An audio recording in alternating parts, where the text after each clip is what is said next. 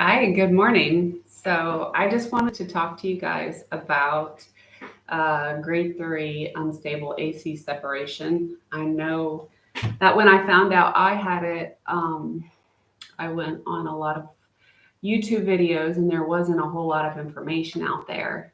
So I wanted to be able to provide some information to people that are having to undergo surgery or having an evaluation for an AC separation.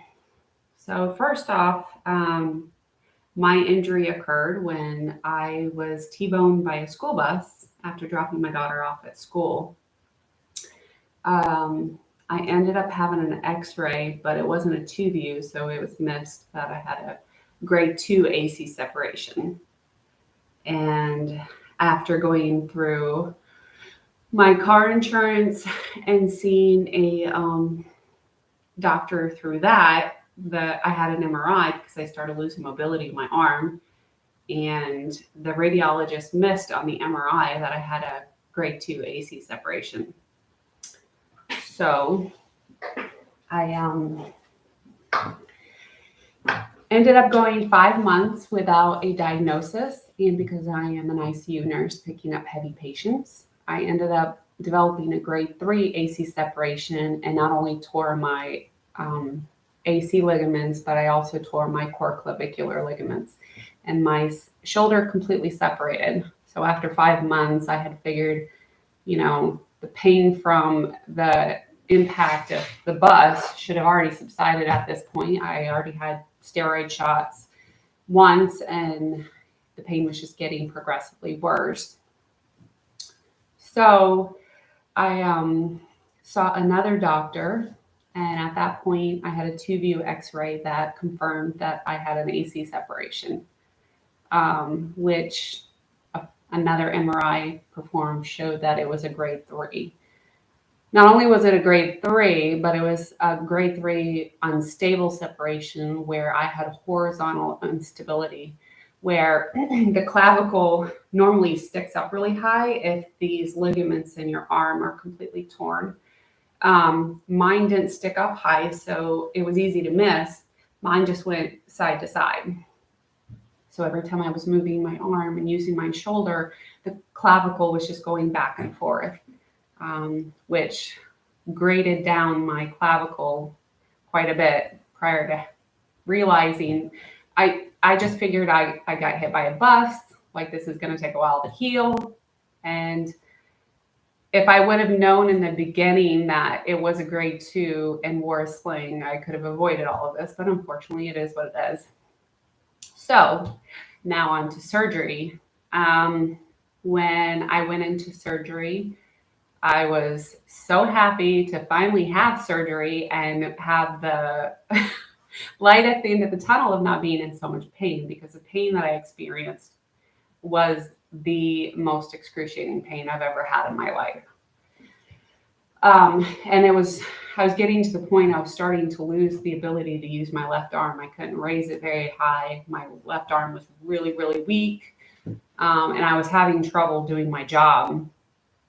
And my last shift, I was in so much pain. I was like, I can't safely be a nurse anymore until I have surgery.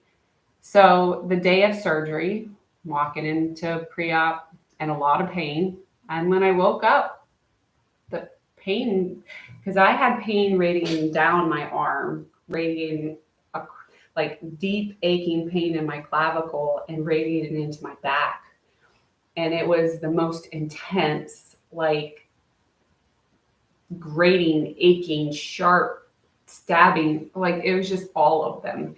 And when I woke up, I was like, I was sore here, but I didn't have the pain radiating everywhere. So I was like, well, maybe it's the pain medicine. So I got home. And then the next day, I was, I didn't really, I felt sore, but not in a lot of pain. So I decided to stop taking the narcotics, and the pain was gone. Like, I expect when I have surgery to have pain, and it was sore, but it wasn't anything that was truly bad. I mean, like I think pain is bad when you start throwing up. But this pain, I was sore. That was it. And the arm sling kept my arm stable.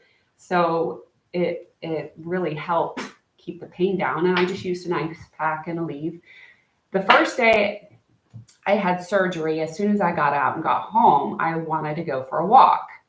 And nobody would go with me. I asked my husband. He was like, no, you just had major surgery. I asked my daughter, because she's 14 and she's like my same height, because I had anesthesia still in my system. And she's like, no. So I called my best friend. She would go for a walk with me, and she's like, no. So then the next day, while my husband was in the garden, I snuck out and did a mile around our neighborhood. And then after that, after 2 days, I was like, okay, the anesthesia's out of my system. I'm going to go for my 5.5 miles. So I walked my 5.5 miles, had no trouble. I was back to driving the third day, didn't require any narcotics. My pain was well managed with Aleve and ice. That was I was very scared about having the surgery because everybody talks about how painful it is. This was the least painful surgery I've ever had. I mean, I've had many abdominal surgeries because I have endometriosis, and this was a walk in the park. I mean, I had it immediately. I had less pain after the surgery than I had before. Now, would I recommend having this surgery? Absolutely.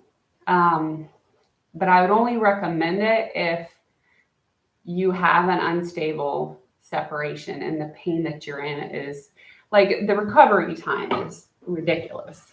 I mean, that was the most frustrating thing is how long it takes to recover from this surgery. They say that it takes 4 to 6 months to recover. I had to be out of work for 3 months, which I felt like I was going to lose my mind. And then, physical therapy is a slow process, which is another frustrating thing because, like, I'm ready. Like, when I first started physical therapy, it was passive and active range of motion. So I thought I was going to lose it. I was like ready to lift weights and the first time I lifted weights, it was a 2-pound weight and my arm was shaking like a leaf. And then I was about to cry. Like you don't know how much muscle mass you lose in such a short period of time till you go through something like this. But the whole experience was extraordinarily positive. My surgeon was phenomenal. This work that he did on my shoulder was absolutely incredible. I had a follow-up 3 months or 2 weeks after I had surgery, and everything looked good. I was healing well. By 3 months, I had another x-ray. Everything looks good. And 2 months, I have to see him again for my last visit. The scar, it's, from top to bottom here. And I'm actually in the process of, because I had the cadaver tendon reconstruction. So I'm in the process of writing the wife of my donor, which is an exciting, journey to be on, to be a part of, being a recipient of something so profound. So, trying to think like what questions I had, if anybody has any questions about what they've gone through or what they're going to go through. The hardest part for me was going through waiting like the 5 months because I didn't know that I had an AC separation. So I felt a lot of instability there and I felt a lot of pain and the bones hitting against each other. But I was told that I had a compression fracture and bleeding in my clavicle and that I had sprained everything on the MRI. So I wasn't given a sling, wasn't told to wear a sling. So I just, you just get the job done. You do what you need to do. And I just kept working through that pain. And I wish I would have listened to my body a lot earlier instead of just telling myself that, oh, it's a bust. You're gonna be in a lot of pain. So as far as, I can't say enough about how grateful I am to have had this surgery. Um, because literally I was laughing in the recovery when I woke up and I was like, this is all the pain I'm in. Because the aching that I had radiating, it was every day and it was so intense. And it just blows my mind that somebody can open up your entire shoulder and manipulate everything and cut off the end of your clavicle and drill holes in your clavicle and put a cadaver tendon on there and reattach everything together. And I was in less pain after that than I was before. I am back at the bedside and I absolutely love it. I'm still going through physical therapy. So I still have to be careful with my left arm, but I'm strength training now, which is extraordinarily exciting. Um, I've been waiting 9 months to do this, and I finally got to do more strength training this last physical therapy. So I am so grateful for physical therapists. They did a phenomenal job so far, and just to see where I started and where I am now is absolutely incredible. But this has been such a positive experience. Um, I would definitely recommend this. There's no way I could have functioned without this surgery, because what happens is when your shoulder is completely separated, if it's not unstable, you can do exercises to support that unit of your shoulder. But if it is unstable, I would recommend going through surgery, because my muscles were becoming weaker and weaker on this left side because of how they were abnormally moving. And it was just getting to the point that I could barely use my left arm. I was having trouble raising it. And I mean, that my job is very physical. And, not to be able to effectively do my job was frightening. So, after surgery, I just, put ice on my shoulder every couple of hours. And